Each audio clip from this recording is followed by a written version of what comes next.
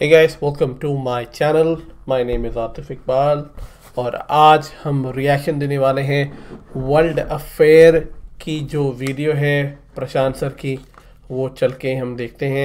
Even though प्रशांत sir मैं मतलब personally उनकी क्लास तो लेता नहीं हूँ, पर अब उनकी इतनी वीडियो देख ली है कि अब जब भी उनका नाम लेता हूँ तो प्रशांत सर बोलना पड़ता है, क्योंकि एक होता है ना कि टीचर जैसी वैल्यू और टीचर जैसी वाइब आती है उनसे। एक रिक्वेस्ट है आपसे, अगर आप इस चैनल पे नए हैं तो इसको आप सब्सक्राइब कर दो। ये मेरा मेन चैनल है, पर मेरा एक और बैकअप चैनल है जिस पे मैं सिर्फ और सिर्फ रिएक्शन देता हूँ। आप उसको जाके सब्सक्राइब कर दो, क्योंकि मैं इस चैनल पे रिएक्शन देना बंद कर दूंगा। तो वर्ल्ड अफेयर की जितनी वीडियोस होंगी मेरे उस चैनल पे आएगी, जिसका नाम है आतिफ रिएक्ट। अगर आपको वो नहीं मिल रहा है तो आप मेरे राइट स्वाइप कर करके आप चैनल सेक्शन पे जाओ और वहाँ पे आपको आतिफ रिएक्ट के नाम से मेरा चैनल दिख जाएगा, आप उसको सब्सक्राइब कर सकते हो। तो फिर चल के ये वीडियो देखते हैं प्रशांत सर की एंड लेट्स सी कि क्या बात हो रही है। ठीक है, चलो फिर स्टार्ट करते हैं। 3, 2, 1 गो। नमस्कार और वेलकम टू वर्ल्ड अफेयर्स। मैं हूं प्रशांत धवन और बिल्कुल ठीक पड़े हो आप अपनी स्क्रीन पे। रशिया ने रिसेंटली अमेरिका समेत कई देशों के झंडे हटा दिए एक रॉकेट से, मगर भारत का झंडा वहां पर बना रहा। इस पर एक वीडियो रिसेंटली बहुत वायरल हुई है ऑनलाइन, और ये video by the way Russia की स्पेस एजेंसी के ऑफिशियल्स ने खुद रिलीज करी है। मैं चाहता हूं ये जो वीडियो है ये आप देखें। तो जैसे कि आप देख सकते हैं, ये है आपके सामने एक रशिया का रॉकेट। इस रॉकेट पर कई सैटेलाइट्स लॉन्च होनी थी। ये सैटेलाइट्स बिलोंग करती है यूएसए को, उसके अलावा एक कंपनी को जहां पे ओनरशिप है भारत की कंपनी की, फ्रांस की, साउथ कोरिया की, और कई देशों की सैटेलाइट्स यहाँ पर रशिया इस रॉकेट से लॉन्च करने वाला था। अभी के लिए रशिया ने यहाँ पर यह कहा है कि ये जो लॉन्च है ये लोग कर रहे हैं पॉज, अभी के लिए इसको लॉन्च नहीं करेंगे, और जब तक ये रॉकेट का जो मसला है सॉल्व नहीं होता, सारे देशों का झंडा यहाँ पर हटा दिया गया है, सिर्फ भारत का झंडा यहाँ पर बना हुआ है। और जब रशियन अथॉरिटीज से पूछा गया कि ये काम इन्होंने क्यों किया है, तो रशियन स्पेस अथॉरिटीज ने ऑनलाइन यहाँ पर अपने ऑफिशियल ट्विटर हैंडल से ये कह दिया कि देखिए, कुछ जो यहाँ पर फ्लैग थे भद्दे लग रहे थे हमारे खूबसूरत रॉकेट पे, अब ये जो खराब फ्लैग्स हैं इनको हमने हटा दिया है, तो हमारा जो रॉकेट है और खूबसूरत लग रहा है। जबकि रियल रीजन आप समझ सकते हैं, सैंक्शंस हैं। ये सब जो देश यहाँ पे आपको दिख रहे हैं, चाहे फ्रांस हो, साउथ कोरिया हो, यूएसए हो, जापान हो, इन्होंने भारी भरकम सैंक्शन लगा दिए हैं रशिया पर, और इसी वजह से अब रशिया को दंडित कर रहा है स्पेस लॉन्च के मामले में। नाउ डिस्कस करेंगे यहाँ पर ये पूरा इशू क्या है, मगर आगे बढ़ने से पहले आपसे एक क्वेश्चन पूछूंगा। क्वेश्चन यहाँ पर ये है कि इंस्पायर सैट 1 रिसेंटली न्यूज में थी, आपको ये बताना है कि ये न्यूज में क्यों थी, क्योंकि यहाँ पर किस कंट्री की इन्वॉल्वमेंट थी, किस कंट्री की इन्वॉल्वमेंट की वजह से ये सैटेलाइट न्यूज में थी। Option A North Korea, option B Syria, option C China, या फिर option D Taiwan. Comment section में करिए उत्तर, सही आंसर आपको मिलेगा वीडियो के एंड में। नाउ बिल्कुल बेसिक से पूरा मसला आपको समझाता हूं ताकि सब कुछ क्रिस्टल क्लियर हो जाए। जैसे कि आप सब लोग जानते हैं, इंडिया की स्पेस एजेंसी है इसरो, यूएसए की है नासा, वैसे ही रशिया की स्पेस एजेंसी है रोसकॉस्मोस। अब जिस तरीके से आपने देखा होगा, इसरो भी काफी बार विदेशी सैटेलाइट्स को लॉन्च करता है, उसी तरीके से रशिया की जो रोसकॉस्मोस है ये भी काफी बार विदेशी सैटेलाइट्स को लॉन्च करते हैं पैसे के लिए, विदेशी मुद्रा कमाने के लिए। तो जब ये यूक्रेन का मसला शुरू नहीं हुआ था, उससे कई हफ्तों पहले, एक्चुअली कई महीनों पहले, वनवेब नाम की कंपनी और कई और यहाँ पर छोटी कंपनीज ने रोसकॉस्मोस को अप्रोच किया। इन्होंने यहाँ पर ये कहा कि देखिए, हमारी सैटेलाइट्स हैं, ये आप लॉन्च करवा दीजिए, हम आपको पेमेंट कर देंगे। उस वक्त ना रशिया ने अटैक किया था, ना इन्होंने अपनी आर्मी बिल्डअप करी थी, दुनिया कंप्लीटली डिफरेंट थी।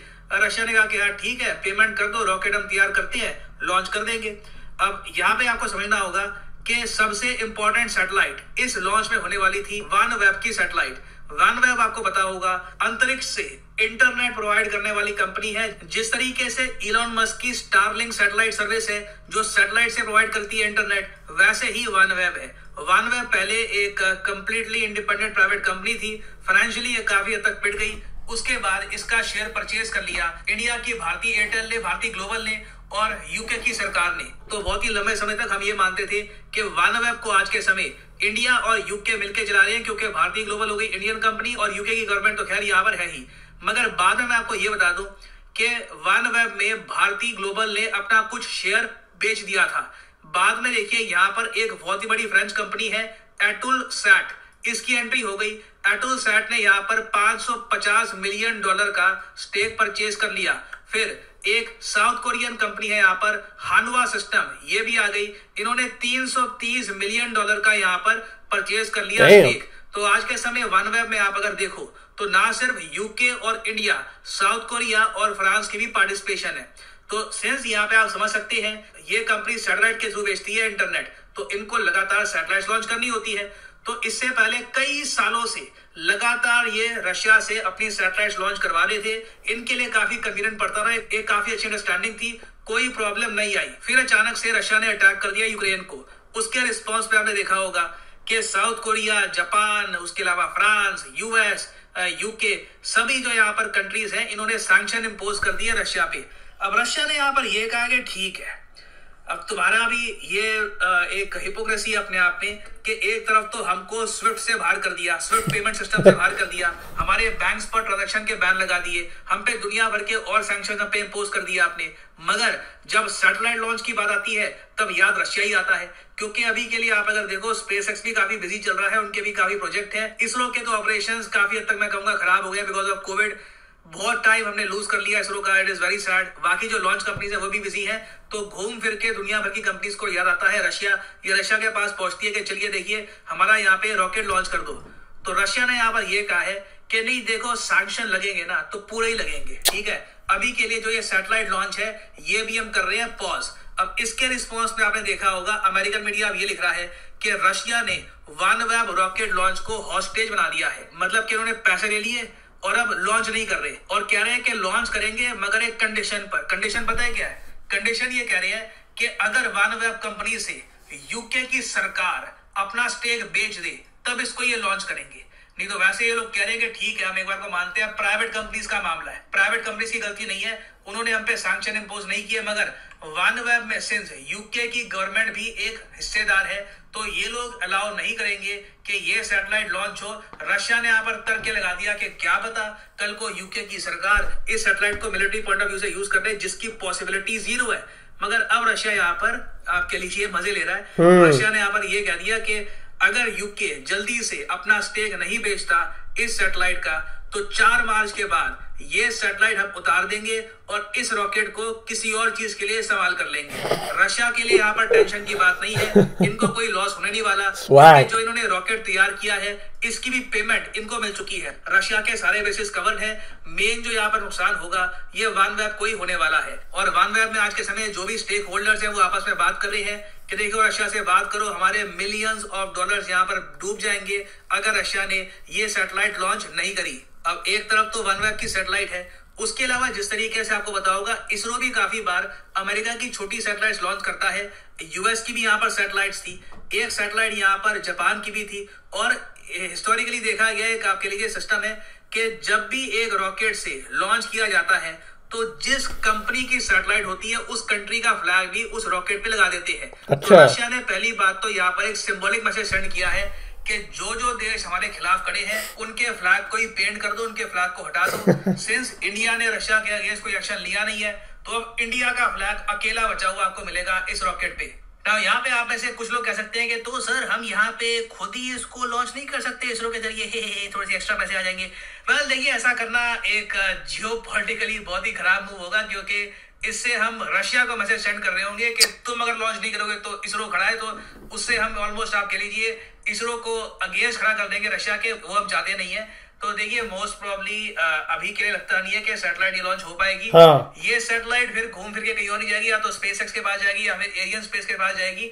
एंड इस पे भी टाइम लगेगा, OneWeb को कई मिलियंस ऑफ डॉलर्स का इससे लॉस दोबारा खर्च करना पड़ेगा। नाउ मैं आप सबसे पूछूंगा, हमेशा मैं आप सबकी बात को बहुत इंपॉर्टेंस देता हूँ, आपके ओपिनियन को काफी इंपॉर्टेंस देता हूँ। आपको यहाँ पर ये बताना है कि क्या आपके हिसाब से रशिया ने ठीक किया या फिर आप मानते हैं कि नहीं, प्रोफेशनलिज्म अलाउ नहीं करता कि एक देश ऐसा करे। इन्होंने पैसे ले लिए थे, they should have launch the satellite. अब यहाँ पे रशिया ने ये स्टेप उठाकर अपनी रेपुटेशन को बिल्कुल खराब कर दिया है। कल को कोई भी देश रशिया की स्पेस एजेंसी को पेमेंट, खैर अब तो वैसे भी नहीं कर पाएगा, मगर वैसे भी बिजनेस करने के बारे में सोचेगा भी नहीं, क्योंकि रशिया कई बार तो जियोपॉलिटिकल इश्यूज की वजह से सैटेलाइट लॉन्च करता नहीं है। तो लिखिएगा इसके बारे में कमेंट सेक्शन में आपके हिसाब से कि क्या रशिया ने ठीक किया है या फिर आप मानते हैं कि नहीं, प्रोफेशनल तरीके से सैटेलाइट्स लॉन्च करनी चाहिए थी।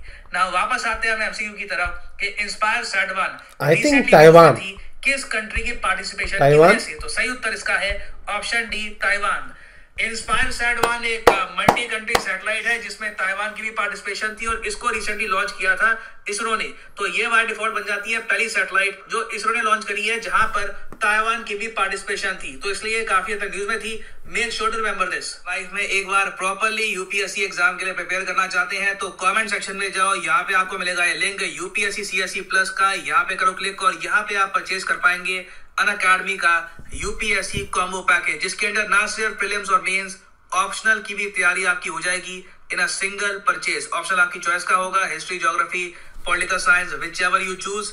सिंपली यहाँ पे आपको क्लिक करना है पिक ए प्लान पर। और अगर आपके पास अभी टाइम है, 2-3 साल का टाइम है, आराम से 2024-25 में प्रॉपर अटेम्प्ट देना यूपीएससी का, तो जो 36 महीने का कोर्स है ये भी आप कर सकते हैं परचेज। मगर जो प्राइसेस यहाँ पर लिखे हैं, you do not have to pay these prices. Simply यहाँ पे कोड यूज करो PD10 and the prices will start falling. तो यूज करिए यहाँ पर code PD10 and save money. So इसी नोट के साथ ये है वीडियो का। Thank you for listening and as always God bless you all.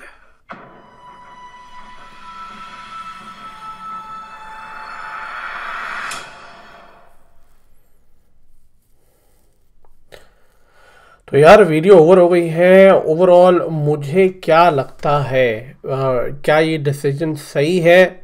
To be honest, इसके लिए मैं एक ही चीज़ कहूँगा, साम दाम दंड भेद। सिंपल सी बात है भाई, आपने हमारे साथ किया, सारे यूरोपियन वेस्ट कंट्री ने सैंक्शन लगाने से पहले सोचा नहीं, धराधर सैंक्शन लगा दिया। उसके बाद स्विफ्ट सैंक्शन इतनी तेज़ी से लगा दिया। भाई सोचना तो चाहिए कि उस कंट्री की इकोनॉमी का क्या होगा, लोगों का क्या होगा, जो लोग डिपेंडेंट हैं पैसों पे उनका क्या होगा। लगा दिया आपने, तो अब रशिया कर रहा है।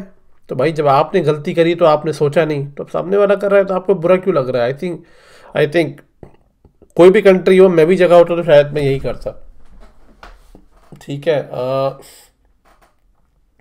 पर मैं ये करता कि जो यूरोप का, जो यूके का जो भी मिसाइल है, जो सैटेलाइट है, उसको मैं डिफ्यूज़ कर देता और मैं लॉन्च कर देता। बाकी कंट्री का तो भला हो जाता, जिस कंट्री ने हेल्प किया है, पैसे दिए हैं, तो मैं ये कर देता। ओवरऑल आई थिंक मुझे लगता है कि यहाँ पे बात सही और गलत की नहीं है। यहाँ पे बात हो रही है कि भाई अभी इस टाइम के अकॉर्डिंग क्या सही है, तो उन्होंने वो कर दिया। अगर हम एक बड़े पिक्चर में देखें तो डेफिनेटली उन लोगों ने पैसा दिया है तो करना चाहिए। बट अगर हम अभी की सिचुएशन देख के करें तो रशिया ने अपनी जगह सही डिसीजन लिया है नहीं करने का। और फ्लैग छुपाने का जो उसने रिस्पॉन्ड दिया था, I was like what the hell. उसने बोला था कि उन फ्लैग को हटाने पे हमारा रॉकेट और अच्छा दिखेगा। I was like what the fuck. तो वो थोड़ा सा जो है, थोड़ा सा वैसा था। But by the way overall अच्छी वीडियो थी। रशिया ने अपना डिसीजन सही लिया है अभी की सिचुएशन के अकॉर्डिंग कि भाई अगर आप हमसे रिलेशन तोड़ना चाह रहे हो तो हम भीख नहीं मांगेंगे आपसे रिश्ते के लिए, निकलो यहाँ से, कोई टेंशन नहीं है। सही डिसीजन लिया है। I think I support and stand with Russia, ऐसा मुझे लगता है। ये मेरा अपना पर्सपेक्टिव है एज पर the diplomacy and geopolitics के अकॉर्डिंग जो चीज़ें चल रही हैं। आई होप कि आपको ये वीडियो अच्छी लगी हो। Please go and subscribe my other channel, my second channel name Atif react, क्योंकि मैं अपनी सारी रिएक्शन की वीडियो वर्ल्ड अफेयर से रिलेटेड वहीं डालूंगा। ठीक है, I'll see you there and I'll see you in my next video. Take care.